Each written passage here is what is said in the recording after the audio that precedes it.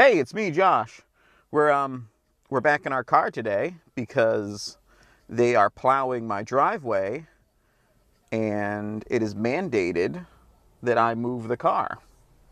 So now I'm sitting here at the parking lot of Citgo, which is ironic because I can't go anywhere.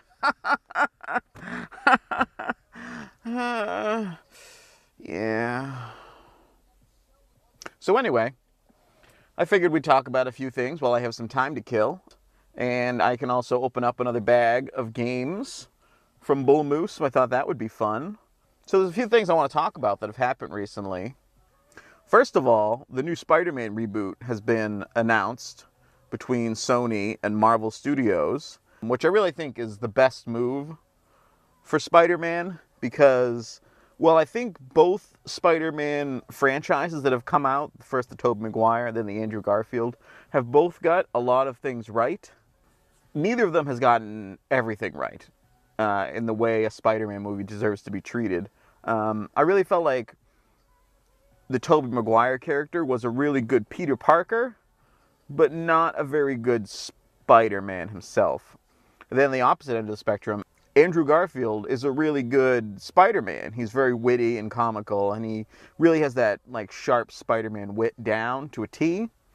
But as Peter Parker, he's just way too cool and smooth, and he's got the girl within like what, an hour of the movie. It seems like it's like, oh, Gwen Stacy, girlfriend, good to go. Like, one of the fundamental tenets of the whole Spider-Man thing is that Peter Parker doesn't get the girl over and over and over and over because of his self-sacrificing nature as Spider-Man. He gives up all those comforts in his private life to keep his friends and family safe. So, I mean, I understand they wanted that 20-something romance to play in, and I mean, yeah, it was good. I mean, I felt like they had really good chemistry. I thought it came way too easily to him. So yeah, so I think it's going to be a good thing that they're going to reboot it, and this will give a chance to fold Spider-Man into the Avengers movies and eventually into that Civil War storyline, which should be interesting to see because a lot of people felt like in the Civil War story arc, Peter Parker behaved completely inappropriately by exposing his identity and saying, "Yep, I'm Spider-Man. Ta-da!"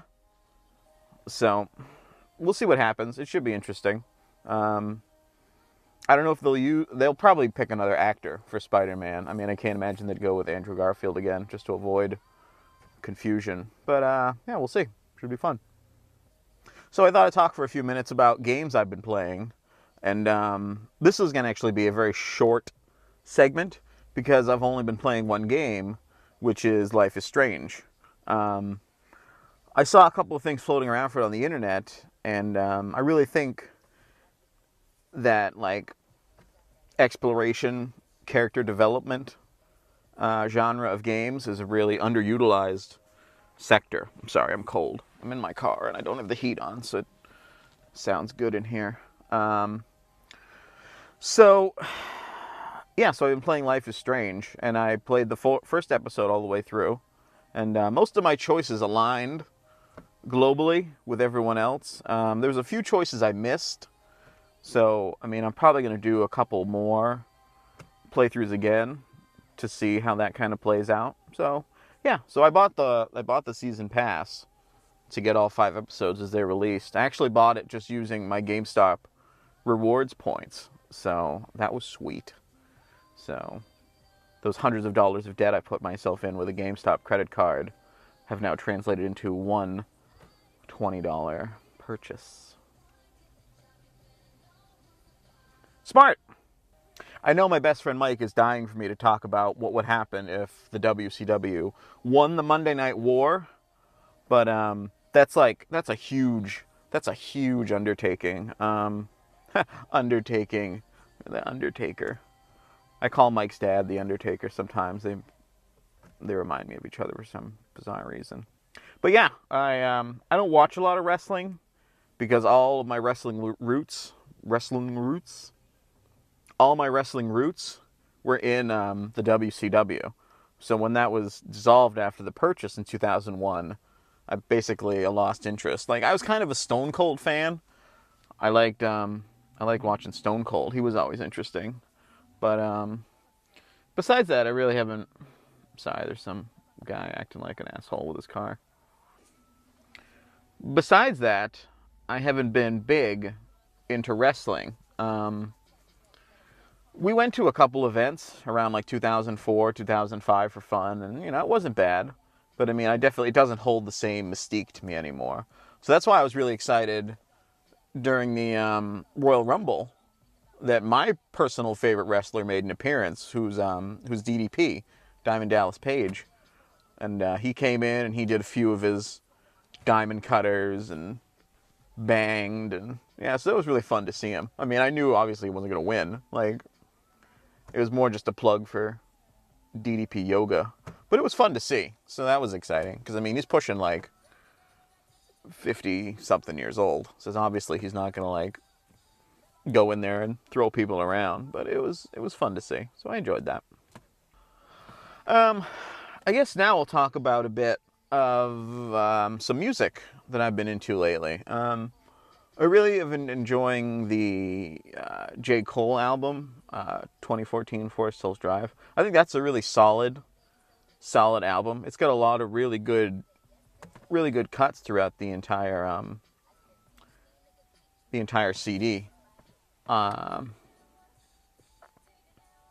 It's nice to get a rap CD that kind of contains itself, because it's basically like 13 tracks with this giant outro thank you track at the end.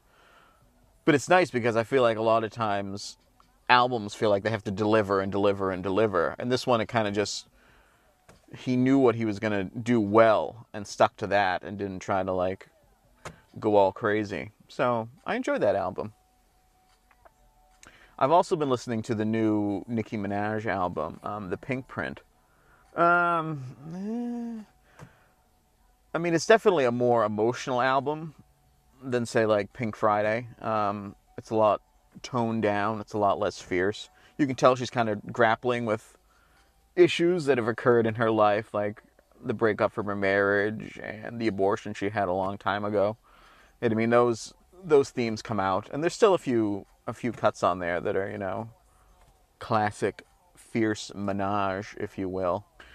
But the jury's still out on this one for me. I mean, I'm not the biggest Nicki Minaj fan ever. So I'm still like processing it and letting it sink in. I mean, it doesn't I doubt it's going to rank up there with me in the end. But in progress. We'll see.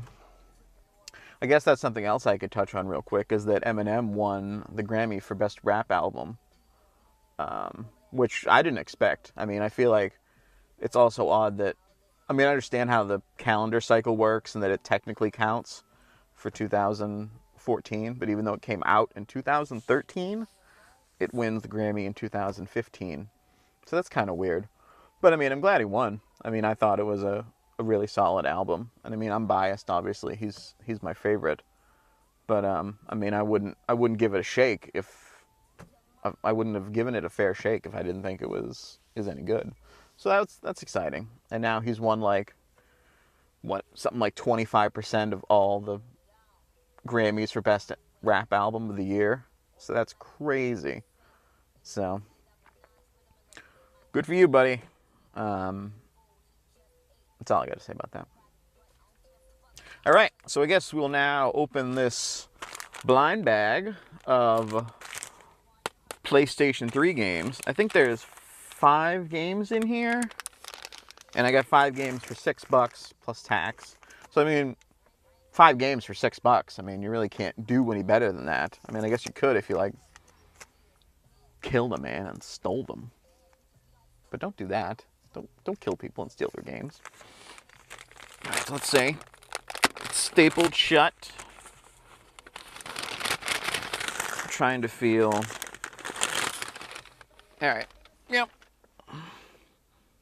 So let's just do. They all appear to be okay. They're all face down. So we'll do the first one. What do we think? I'm looking at the PS3 logo to line it up. Sports champions. Basically, PlayStation's answer to Wii Sports. I have a Move and the Move controller and everything. I bought the Wonder Book, which actually was an interesting little experiment, but zero support. So yeah.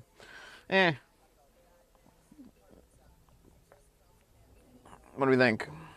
Yeah. Call of Duty Black Ops. I have Black Ops for PlayStation 3, so that's not super exciting. But again, this was only $6, so what do we think?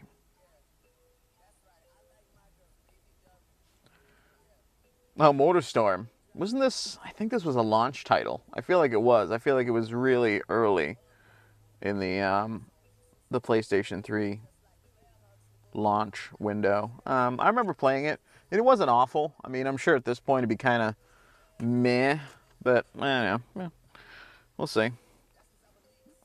What do you think? Yes, no, yes, no, yes, no, yes, no. Fallout 3. This is another game I already have for 360. I never played it through all the way. I mean, it's just sometimes it gets a little depressing and. Eh. All right, last game.